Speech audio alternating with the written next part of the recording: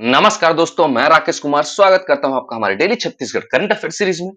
आज हम 18 से 20 नवंबर के करंट अफेयर्स के बारे में चर्चा करेंगे।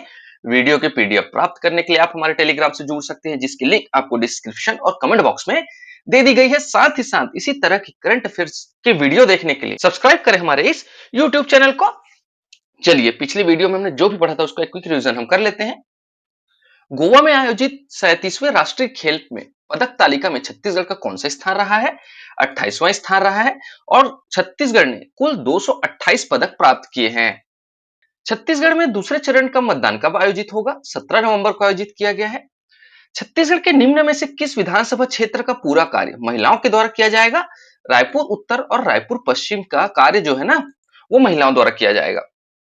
वोटिंग के दिन किस ऐप के माध्यम से दिव्यांगजन वोटर लिस्ट में अपनी दिव्यांगता दर्ज कराकर व्हील चेयर की मांग कर सकते हैं? सक्षम ऐप के थ्रू कर सकते हैं।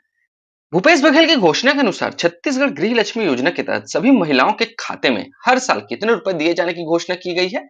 15,000 रुपए दिए जाने की घोषणा की गई है।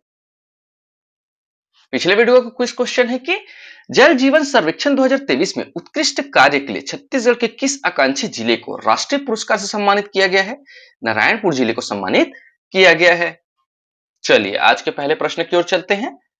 आज का पहला प्रश्न है, छत्तीसगढ़ के कितने विधानसभा क्षेत्रों में पुरुषों की तुलना में महिलाओं ने ज्यादा मतदान किया है? इसका सही उत्तर है ऑप्शन बी, 50 विधानसभा क्षेत्रों में पुरुषों की तुलना में महिलाओं ने ज्यादा मतदान किया है। छत्तीसगढ़ विधानसभा निर्वाचन 2023 में अपने मताधिकार का प्रयोग करने वाले कुल महिला मतदाताओं की संख्या अपने मताधिकार का प्रयोग करने वाले कुल पुरुष मतदाताओं की संख्या से अधिक है।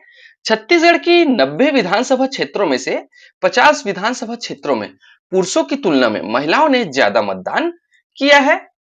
छत्तीसगढ़ के 90 विधानसभा क्षेत्रों में से 50 विधानसभा क्षेत्रों में अपने मताधिकार का प्रयोग करने वाली महिलाओं की संख्या अपने मताधिकार का प्रयोग करने वाले पुरुषों की संख्या से कहीं अधिक है। छत्तीसगढ़ में 2 चरणों में मतदान में कुल 1,55,61,460 मतदाताओं ने अपने मताधिकार का प्रयोग किया है, जिसमें से जो है ना 77,48,612 पुरुष मतदाता और 78,12,621 महिला मतदाता शामिल है। और ध्यान रखिएगा दोस्तों, छत्तीसगढ़ विधानसभा निर्वाचन 2023 के अंतर्गत जो है ना 7 और 17 नवंबर 2023 को 2 चरणों में मतदान हुए हैं। अगला प्रश्न है, नृत्य रहस्य द सीक्रेट मिस्किट्स ऑफ डांस पुस्तक का विमोचन किसने किया है? 4 ऑप्शन दिए गए हैं। इसका सही उत्तर है ऑप्शन बी, श्री विश्वभूषण हरिचंदन जी ने इस पुस्तक का विमोचन किया है। तो पुस्तक का नाम क्या है? नृत्य रहस्य द सीक्रेट मिस्किट ऑफ डांस है, जिसकी लेखिका जो है ना उड़ीसी नृत्यांगना श्रीमती पूर्णश्री राउत द्वारा लिखी गई है। और इस पुस्तक का विमोचन छत्तीसगढ़ के राज्यपाल श्री विश्वभूषण हरिचंदन द्वारा किया गया है। तो ध्यान रखिएगा, नृत्य रहस्य द सीक्रेट मिस्किट ऑफ डांस पुस्तक के लेखिका कौन है, यह भी आपको पूछा जा सकता है। तो इसके लेखिका है श्रीमती पूर्णश्री राउत जी हैं। ठीक है। अगला प्रश्न है, राष्ट्रीय जनजाति गौरव दिवस कब मनाया जाता है?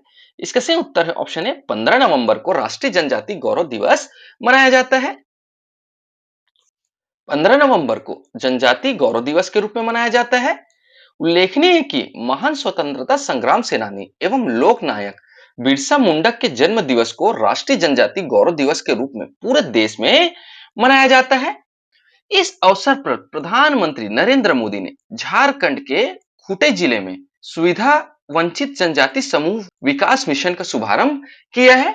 इस मिशन से 18 राज्यों और केंद्र शासित प्रदेशों के 22,544 गांवों में रह रहे लगभग 75 सुविधा वंचित जनजाति समूहों के 28 लाख लोगों को लाभ होगा।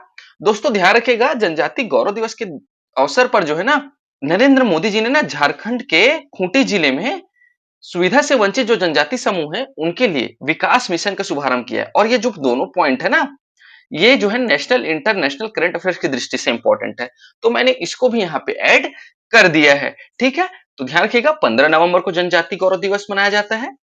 किसकी याद में मनाया जाता है? बिरसा मुंडा के जन्म दिवस की याद में मनाया जाता है।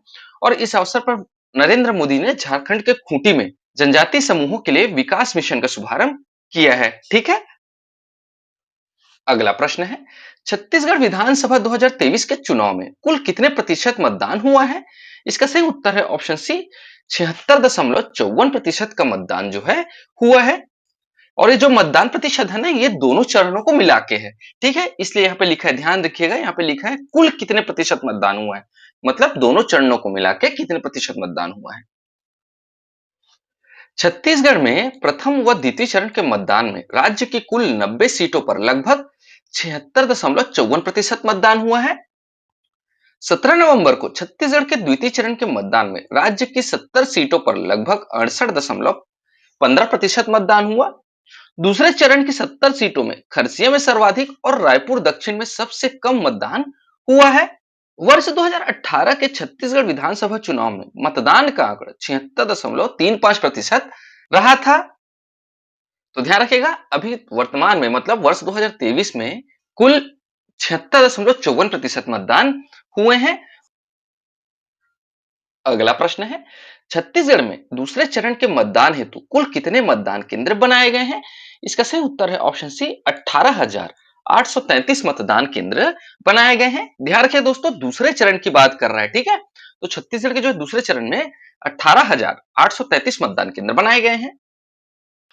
छत्तीसगढ़ में कुल 18,833 मतदान केंद्र बनाए गए हैं। इसमें 700 संगवारी मतदान केंद्र है, जहां सिर्फ महिला मतदान कर्मी ही तैनात रहेंगी। छत्तीसगढ़ में दूसरे चरण का मतदान 17 नवंबर को 70 विधानसभा सीट के लिए हुआ है। 70 विधानसभा क्षेत्रों में कुल 958 उम्मीदवार हैं।